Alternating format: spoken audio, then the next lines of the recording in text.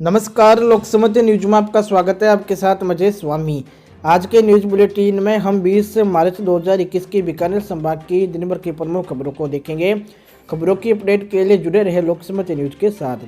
शुरुआत करते हैं खबरों की।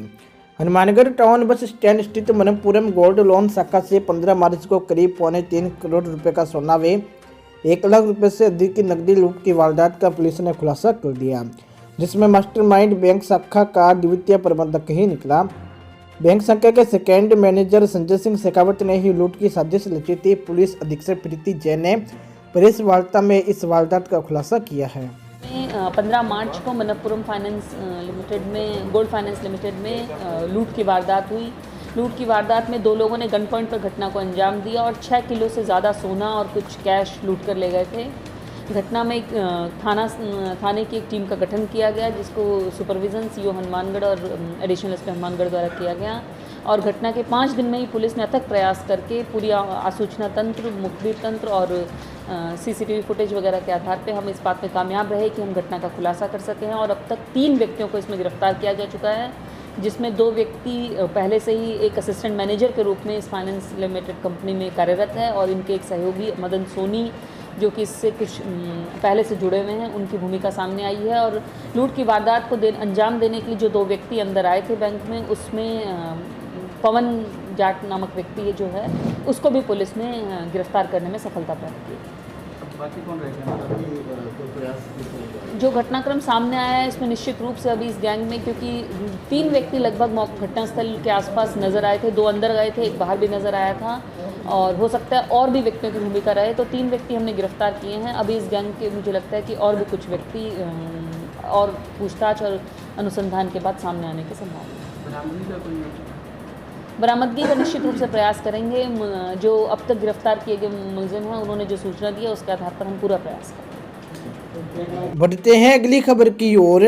श्री गंगानगर के प्राचीन शिवालय के निकट जिला स्काउट कार्यालय में 7 दिवसीय वार्षिक प्रशिक्षण शिविर आज भी जारी रहा। शिविर की शुरुआत 17 मार्च को हुई थी, जिसका समापन 23 मार्च को होगा। शिविर में चुनावर डाइट के 20 छात्रों व स्काउट गाइड ने भाग लिया। मैं शिल्पी शर्मा, व्याख्याता डाइट चुनावट और पीएचडी प्रभारी। हमारे यहाँ पे डीएलएड जो छात्र हैं, उनके जो शिक्षण होता है, कक्षा शिक्षण, उसमें डीएलएड फर्स्ट ईयर में क्या होता है, कंपलसरी है कि आपको स्काउट गाउड का शिविर लगाना है, जो कि हम हर साल करवाते हैं। और मोनिका मैडम जो सीईओ हैं यहाँ की, उनके मार्गदर्शन में यह प्रोग्राम चलता है। लास्ट ईयर भी करवाया था।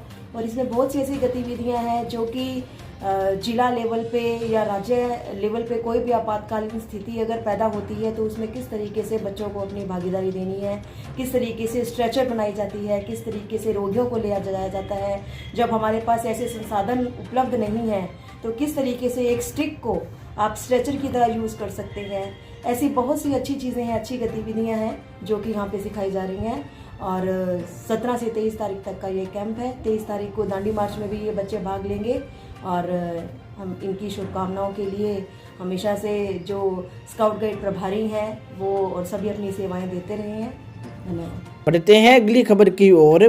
श्री गंगानगर किसान समिति की शनिवार को गुरुद्वारा सिंह सभा में एक बैठक का आयोजन हुआ, जिसमें तीनों कृषि कानूनों के विरोध में चल रहे किसान आंदोलन सहित किसानों से जुड़े अनेक मुद्दों पर चर्चा की गई। बैठक में गेहूं की सरकारी खरीद ऑफलाइन करवाने, नहरों में सिंचाई पानी पूरा करवाने व नहरबंदी के दौरान नहरों की सफाई के समय वाल्व बंद करवाने आदि मांगों पर एकजुट होकर आंदोलन का निर्णय लिया गया तथा किसान 23 मार्च को शहीदी दिवस, 26 को भारत बंद व 28 मार्च को जलाएंगे कृषि कानूनों की होली। सभी साथियों को जय किसान। साथियों, जीकेएस की ये संगठन की मीटिंग है जो दिल्ली के शाहजहाँपुर के अंदर अपना संयुक्त किसान मोर्चे ने ड्यूटी लगाई है राजस्थान की। उसके बारे में आगे की क्या रणनीति रहेगी। और दूसरा, जो स्थानीय मुद्दे हैं अपने, जैसे गेहूं की ऑनलाइन अब की बार खरीद चालू कर रहे हैं और नहर के पानी में काफ़ी दिक्कतें आ रही है। पानी अब आज फिर 300 क्यूसेक कम हो गया। और नहर की सफाई जो है, उसके लिए जो मेन तो सफाई के अंदर जो वाल लगे हुए हैं, वो वाल बंद करवाने की मांग रखेंगे। तो आज ये संगठन की मीटिंग है, इसमें आगे की रणनीति तय करके और शाम तक आपको पूरे अखबारों में या सब जगह आ जाएगी बात भी हमारी क्या रणनीति रही, आगे का क्या प्रोग्राम है, वो पूरा का पूरा आज संगठन में बैठ के फाइनल होगा। बढ़ते हैं अगली खबर की ओर। बीकानेर में राज्य मानवाधिकार आयोग के अध्यक्ष न्यायमूर्ति गोपाल कृष्ण व्यास आज एक दिवसीय बीकानेर दौरे पर है, जहां उन्होंने बार एसोसिएशन के शपथ ग्रहण समारोह में शिरकत की। इस अवसर पर वकीलों ने व्यास का स्वागत किया। न्यायमूर्ति गोपाल कृष्ण व्यास ने नवनिर्वाचित बार अध्यक्ष सहित पदाधिकारियों को पद की शपथ दिलवाई। व्यास ने कहा कि बीकानेर में उन्होंने भी वकील के रूप में काम किया है, जहां बार और बेंच के बीच सौहार्दपूर्ण वातावरण हमेशा देखने को मिलता है। धन्यवाद। मानव अधिकार की बात करें तो बच्चे, महिलाएं और बुजुर्गों को उनके लिए क्या प्राथमिकता रहेगी? देखिए, प्राथमिकता का सवाल तो यूँ है कि एक्ट के अंदर ये लिखा हुआ है कि सबसे पहले इन सब के साथ में कोई एट्रोसिटीज़ नहीं होनी चाहिए, इनके अधिकारों की सुरक्षा होनी चाहिए। वो बच्चों के साथ में, महिलाओं के साथ जो अभी अत्याचार हो रहे हैं, जो आप अखबारों में पढ़ रहे हैं, उसके लिए हमने प्रसंज्ञान लेकर के नोटिस जारी किए हैं, शायद आपने पढ़े भी होंगे। और समाज के हर तबके के लिए जो उनके मानव अधिकारों को सुरक्षित करने के लिए हम आगामी योजनाएं भी बना रहे हैं, और जो भी हमारे पास में शिकायत आ रही है उसमें हम तुरंत कार्यवाही कर रहे हैं। अधिकारों की बातें बहुत सी होती है, लेकिन आम आदमी जिसे ये पता ही नहीं होता है कि उसके अधिकार क्या है, उसको अवेयर करने के लिए आयोग आपको एक बता दूं कि हमारे यहाँ कम से कम 5,000 से 7,000 कंप्लेंट्स जो पेंडिंग पड़ी है, और रोजाना 30-40 एप्लीकेशंस आती हैं, और कुछ व्यक्तिगत रूप से भी आते हैं और कुछ हमें डाक से भी भेजते हैं। हम उस पर तुरंत कार्रवाई करते हैं। हमें सज़ा देने का पावर नहीं है, ये सारी जुडिशरी के पास में, क्योंकि एविडेंस की बात होती है और एक जो प्रक्रिया है उसमें उनके पास में।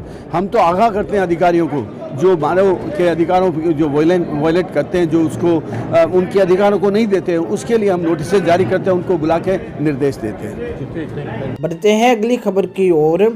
चूरू में आत्मनिर्भर भारत हेतु वोकल फॉर लोकल अभियान के अंतर्गत आज चूरू के राजकीय रोहिया महाविद्यालय के सभागार में महाविद्यालय विद्यार्थियों के लिए एक दिवसीय उद्यमिता प्रोत्साहन परिचयात्मक कार्यशाला का आयोजन किया गया। इस कार्यक्रम के अंतर्गत विद्यार्थियों को लगभग 40 सॉफ्ट स्किल से संबंधित विभिन्न कोर्सेज के बारे में जानकारी दी, जिसमें मुख्य रूप से spoken English, wild life photography, accountant assistant से संबंधित कोर्सेज के बारे में बताया गया। इस योजना के अंतर्गत लोहिया महाविद्यालय से 100 विद्यार्थियों का चयन किया गया एवं 5 दिवसीय कोर्स के सफलतापूर्वक संपन्न करने पर प्रदाता एजेंसी के द्वारा एक प्रमाण पत्र विद्यार्थियों को दिया जाएगा, जो उनके बायोडाटा में एक अतिरिक्त योग्यता के रूप में सम्मिलित होगा। इस कार्यशाला में चूरू जिले के 10 राजकीय महाविद्यालयों के कार्यक्रम प्रभारियों ने भाग लिया। इन कार्यक्रम के अतिरिक्त और संभावित कोर्सेज जैसे विरासत संरक्षण, वन्य जीव गाइड तथा अन्य कोर्सेज के बारे में भी सुझाव दिए गए। बढ़ते हैं अगली खबर की ओर। श्री गंगानगर में राजस्थान युवा बोर्ड के युवा मामले एवं खेल विभाग के तत्वाधान में राज्य स्तरीय युवा प्रेरणा कार्यक्रम का आयोजन किया गया। वीडियो कॉन्फ्रेंसिंग के माध्यम से हुए इस आयोजन में नेहरू युवा केंद्र, राष्ट्रीय सेवा योजना, नेशनल कैडेट कोर, राजस्थान राज्य भारत स्काउट एवं गाइड तथा जिले के उत्कृष्ट खिलाड़ियों ने भाग लिया। खेल मंत्री अशोक चांदना ने खिलाड़ियों को संबोधित किया।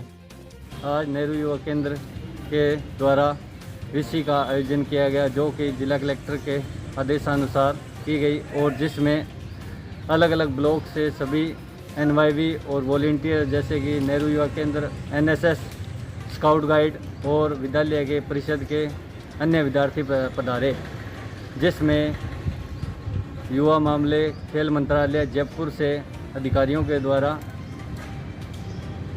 मीटिंग का आयोजन किया गया। बढ़ते हैं अगली खबर की ओर। बीकानेर के श्री खतेश्वर जी महाराज के मंदिर का 18वां प्रतिष्ठा दिवस कोरोना काल के चलते कोविड-19 की पालना के साथ श्री खतेश्वर नगर गंगा शहर में मनाया गया। संत श्री 1008 खेताराम राज पुरोहित परमार्थ परन्यास ने श्री खेताराम जी के परम शिष्य पीठाधीश्वर श्री ब्रह्म सावित्री सिद्धपीठ एवं गद्दीपति ब्रह्मधाम असोत्रा श्री तुलसाराम महाराज के सानिध्य में मंदिर प्रतिष्ठा के कार्यक्रम में धर्म ध्वजा विश्व शांति यज्ञ का आयोजन किया गया। कार्यक्रम में संत अनुयायियों ने भाग लिया। प्रतिष्ठा दिवस समारोह 19 और 20 मार्च को आयोजित बीकानेर में हो रहा है। आज 20 मार्च को विश्व महाशांति यज्ञ, महाप्रसादी और गुरु प्रवचनों का कार्यक्रम रहेगा, जिसके अंदर गुरु महाराज के आशीर्वाद से आज विश्व महाशांति यज्ञ के अंदर श्याम सिंह पुत्र श्री मुकुंद सिंह जी राजपुरोहित गांव पातली सरियन, मेरे पिताजी ने इस सौभाग्य को प्राप्त किया है, जिसको गुरु महाराज के आशीर्वाद से। और क्या कार्यक्रम रहेगा? बस जिसके अंदर आज महाप्रसादी का रहेगा, बोलियां रहेगी, गुरु प्रवचन रहेंगे, विश्व शांति महायज्ञ, विश्व कल्याण के लिए।